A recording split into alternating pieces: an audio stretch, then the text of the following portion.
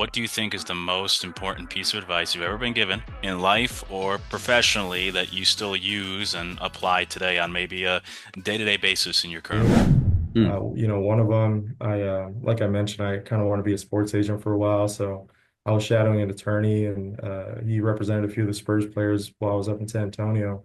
And he would always say, the separation is in the preparation, right? So I just think being prepared, showing up to whether it's a meeting, a game, whatever you're doing, right? Just being prepared, it really helps set you apart and feel confident and sure in what you're doing. Another one is, how you do anything is how you do everything.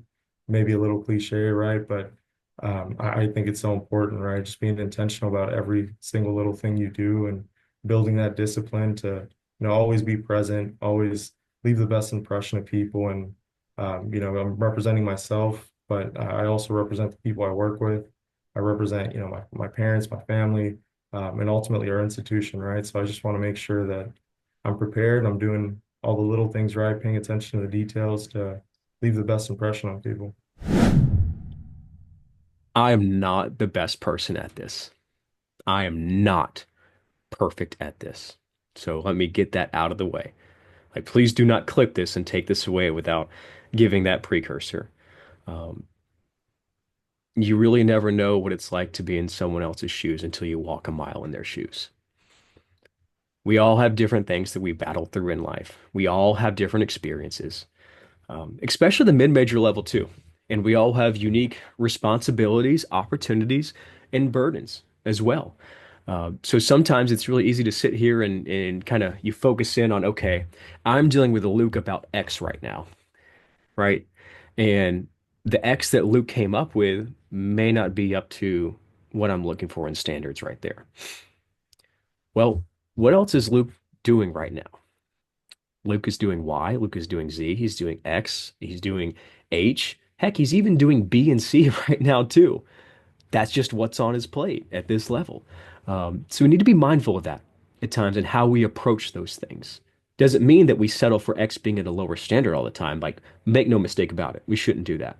But we need to be mindful of that in our approach and how we come to a solution. I try to take that into account. I'm not perfect at it. I am not the best one at it. So please make no mistake about that. But I try to do my best to remember that. Goodness. I like I that. think again, I go back to that listen standpoint.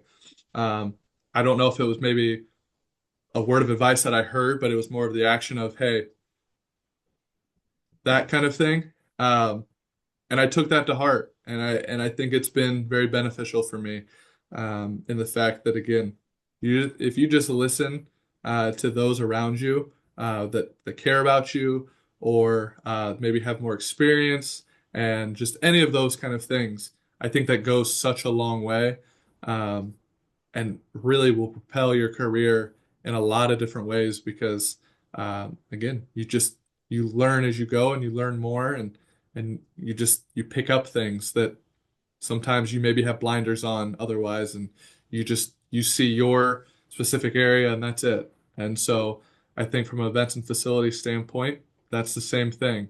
I think we get so intertwined with the inner workings of this facility, and sometimes we maybe miss, well, from a fan's perspective, this would work better.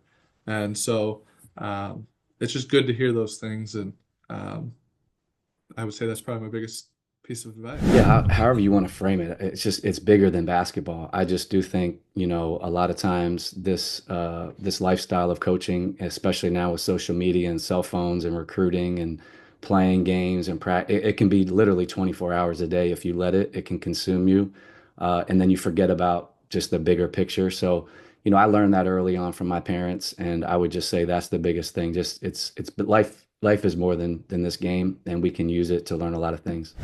I I guess there's be two. First one is patience. It's this is a our jobs are so fast moving. Sometimes you lose perspective. But at the same time, we're always thinking people get lost in kind of what the next opportunity might be. And I truly am a firm believer, and I've heard this recently. I've heard this in the past that when you are being the best version of yourself where you're at, that's when opportunities will come, not and people will take notice, not when you're actively out there trying to prove something to people.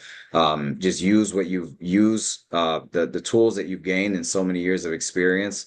Continue to put your best foot forward, be the best version of yourself, and everything will kind of will work from there. So I think that's the first one. And the second one is remember where you came from and uh, understand that there's people who are in those positions trying to make it in the industry as well too, and never lose sight of that. I've been fortunate. I've been a manager. I've been a grad assistant. I've been, annual giving coordinator. I've kind of been the person that has been trying to get that framework for my career. And I always try and make sure that I'm available to young professionals whether it be advice or whatever it may be, even if it's 5 minutes, 10 minutes, even responding back and just saying, I don't have too much time right now, but I'll get back to you in a timely manner.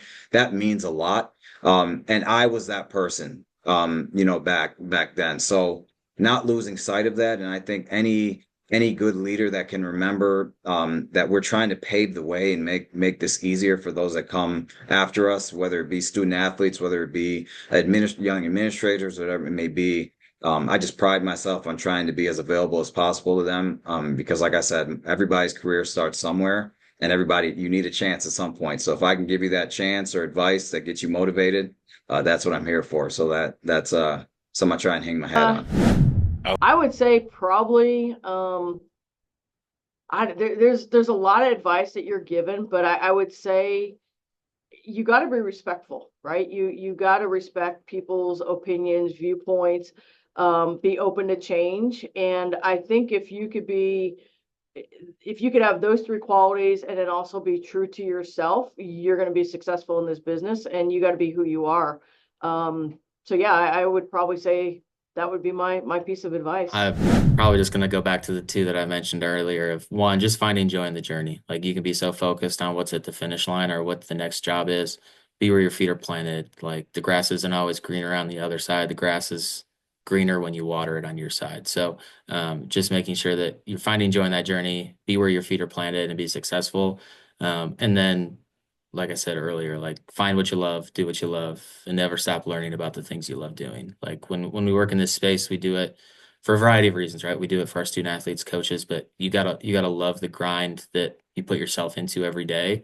And as long as you're learning along the way, just be a sponge, right? Be a sponge, take in all that information, reflect, digest, and how can you get better, not just for you, but for your department moving forward. I've already said one was what Joe told me at Rice, which is be the master of things that take no skill, attitude, and effort. If you send me an employee that has a good attitude and works hard, then they can probably do 90% of the jobs in our athletic department from an administrative standpoint. The second piece of advice, and this is specific to the industry, is keep the student athlete at the heart of what we do. That doesn't mean we're going to be able to always give them everything we want, but never forget your why. If you're not working in college athletics to serve the student athlete, then this is not the right industry for you. And so always keep the student athlete at the heart of what you do. Yeah, that's a really good question. It's something that has kind of hit home for me, transitioning to the chair, if you will, is you got to take care of yourself before you can take care of others. And call it cliche, call it what you want, but whether you're an AD, whether you're in a senior leadership role, the head athletic trainer, right? You got a lot of demands being put on you on a daily basis, and you're taking care of your staff, you're taking care of others.